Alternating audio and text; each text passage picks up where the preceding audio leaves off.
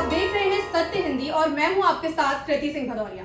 आइए रुक करते हैं इस वक्त की बड़ी खबरों की ओर। रूस ने अमेरिकी राष्ट्रपति डोनाल्ड ट्रंप के उस बयान पर सवाल उठाया है जिसमें उन्होंने कहा था कि अगर 50 दिन में रूस यूक्रेन युद्ध नहीं रुका तो रूस पर भारी टैरिफ लगा दिए जाएंगे। रूस के विदेश मंत्री सर्गेई लावरोव ने कहा कि वो समझना चाहते हैं कि ट्रंप का 50 दिन कहने का मतलब क्या है। उन्होंने तंज कसते हुए कहा कि पहले 24 घंटे और 100 दिन जैसी डेडलाइन भी आ चुकी हैं, लेकिन हुआ कुछ नहीं। लावरोव का कहना है कि ट्रंप पर यूरोपीय यूनियन और नाटो का दबाव है, जो जेलेंस्की को लगातार हथियार दे रहे हैं। उन्होंने ये भी कहा कि रूस पहले ही कई कड़े प्रतिबंध झेल चुका है और अगर आगे कुछ नया आता है तो उससे भी निपट लेंगे। अमेरिकी राष्ट्रपति डोनाल्ड ट्रंप ने कहा है कि भारत भी जल्द अमेरिका से ऐसा ही व्यापार समझौता कर सकता है जैसा इंडोनेशिया ने किया है। इंडोनेशिया ने अमेरिका से $1.5 अरब की ऊर्जा और 50 बोइंग विमान खरीदने के बदले अमेरिकी सामानों पर 19% कम टैरिफ का फायदा लिया। अब सवाल ये है कि क्या भारत को भी ऐसा फायदा मिलेगा या उसे उल्टा कुछ टैरिफ देना होगा। ट्रंप ने कहा कि भारत के साथ डील अमेरिकी नौकरियों और व्यापार के लिए फायदेमंद होगी। विशेषज्ञ मानते हैं कि ये डील चीन के असर को कम करने में अहम हो सकती है, लेकिन भारत को कुछ भी रियायतें देनी पड़ सकती हैं।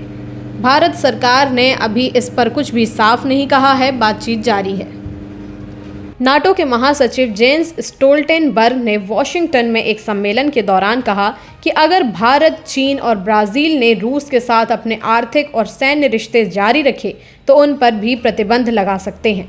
ये बयान रूस यूक्रेन युद्ध के बीच आया है, जब पश्चिमी देश रूस को अलग थलग करना चाहते हैं। भारत, चीन और ब्राज़ील ने अब तक रूस से तेल और अन्य सामान का व्यापार जारी रखा है और खुद को तटस्थ बताया है। भारत ने कहा है कि उसका रूस से तेल लेना सिर्फ आर्थिक वजहों से है, ना कि किसी राजनीतिक समर्थन के तौर पर। भारत ने यह भी कहा कि चीन ने नाटो के बयान को गैर जिम्मेदाराना बताया है। विशेषज्ञों के मुताबिक इन देशों पर प्रतिबंध लगाना आसान नहीं होगा, क्योंकि ये वैश्विक अर्थव्यवस्था में बड़ी भूमिका निभाते हैं।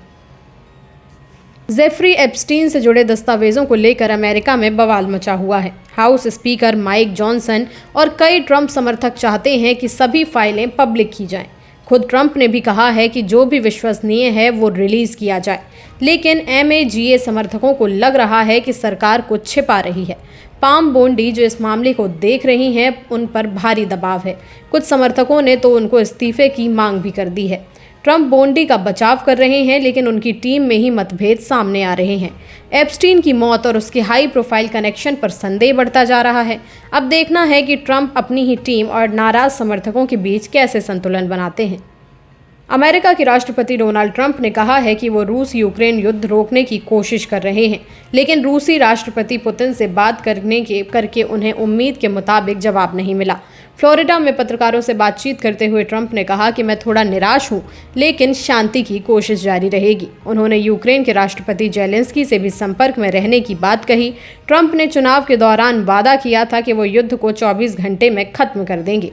हालांकि विशेषज्ञों को लगता है कि मामला इतना आसान नहीं है। ट्रंप ने पुतिन और जेलेंस्की दोनों से बातचीत की बात मानी, लेकिन ज़्यादा जानकारी नहीं दी। उनका कहना है कि ये एक जटिल मुद्दा है और वो इसे सुलझाने की पूरी कोशिश कर रहे हैं। पंजाब पुलिस ने बुधवार को अमृतपाल सिंह ढिल्लों को गिरफ्तार कर लिया, जिस पर दुनिया के सबसे बुजुर्ग मैराथन धावक फौजा सिंह को टक्कर मारने का आरोप है। हादसा सोमवार को जालंधर पठानकोट हाईवे पर हुआ, जब 114 वर्षीय फौजा सिंह रोज की तरह सैर कर रहे थे। तेज रफ्तार SUV ने उन्हें टक्कर मारी और आरोपी मौके से फरार हो गया। पुलिस ने CCTV और गाड़ी के टुकड़ों से पहचान की और आरोपी को उसके घर से पकड़ा। पूछताछ में उसने हादसे की बात कबूली। फौजा सिंह ने 100 की उम्र में मैराथन पूरी कर वर्ल्ड रिकॉर्ड बनाया था और वे दुनिया भर के सिख समुदाय की प्रेरणा रहे। पुलिस जांच जारी है। बुधवार सुबह दिल्ली के कई स्कूलों को बम धमकी वाले ईमेल मिले, जिससे हड़कंप मच गया। द्वारका का सेंट थॉमस स्कूल और वसंत कुंज का वसंत वैली स्कूल भी इस लिस्ट में शामिल है। स्कूलों ने फौरन बच्चों को सुरक्षित बाहर निकाला और पुलिस को सूचना दी। बम निरोधक दस्ते और फायर ब्रिगेड मौके पर पहुंचे और जांच शुरू कर दी गई।